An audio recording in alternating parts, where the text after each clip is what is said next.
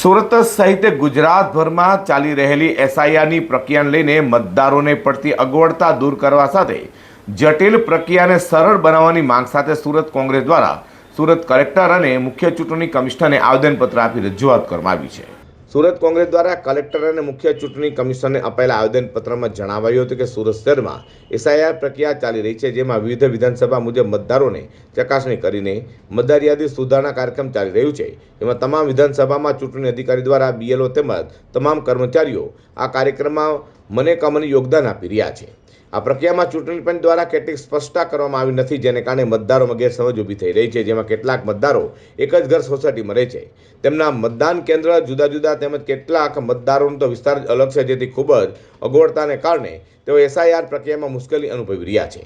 2002 પહેલાં નોંધાયેલા કેટલાય મતદારોના ફોર્મ આવેલ નથી, તેમને શું કરવું જોઈએ તેનો યોગ્ય ખુલાસો થયો નથી, જેને કારણે નાગરિકોમાં ભય સાથે મતાધિકાર છીનવાઈ જવાની બીક પ્રસરેલી જોવા મળે છે। 2007 પછી જેઓના લગ્ન થયેલા છે કે રહેઠાણ બદલેલ છે તેવા મતદારોના ફોર્મ પણ જૂના સ્થળે અને નવા સ્થળ સુધી પહોંચેલ નથી, તેની વ્યવસ્થા કરવાની ખાસ જરૂર છે।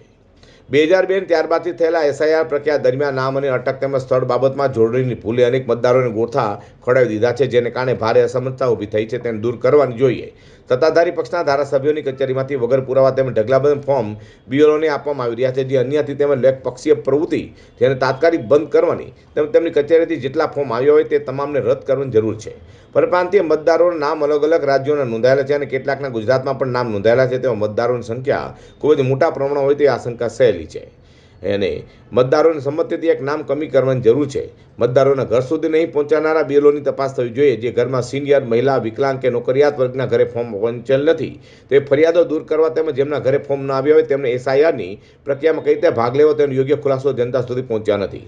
આ બાબતે સામાન્ય જનતા સુધી ચૂંટણી પંચની વાતો પહોંચાડવાની વ્યવસ્થા કરવાની જરૂર છે। કેટલાક સંજોગોમાં વસવાટ અદલમાને ભરણ મતદારો સુધી ફોર્મ પહોંચ્યા નથી, તેમને ઓનલાઈન એસઆઈઆર પ્રક્રિયામાં હિતોની વિગતથી રજૂ કરવા માટે અલાયદી વ્યવસ્થા તો કરવામાં આવી છે, પરંતુ ઓનલાઈન પ્રક્રિયામાં સંપૂર્ણ વિગતો બધી બાદકાઈના સક્પિટ સમયે સેમન્સ એક્સ પાવરનો પીપાપ મૂકી દેવામાં આવ્યું છે, જેને કારણે ડિજિટલ યુગમાં પણ સુરતના મતદારો કાવ્ય પ્રક્રિયાથી વંચિત રહી જાય તેવી આશંકા રહેલી છે। ઓનલાઈન પ્રોસેસનો મૂળ તેમજ સરળ બનાવવાની જરૂર છે। કેટલાક સંજોગોમાં 2002 તે પહેલાંની ચૂંટણીમાં મતદાન કરી ચૂકેલા મતદારોના નામ યાદીમાં નીકળતા નથી, એવા મતદારો માટે યોગ્ય ખુલાસા કરવામાં આવ્યો નથી, જેને કારણે મતદારોમાં ભય ઘૂમરી રહ્યો છે। સાથે જ અનેક કચેરી તેમજ એનજીઓની કચેરીની બહાર કતાર ઊભા રહેવાની ફરજ પડી રહી છે।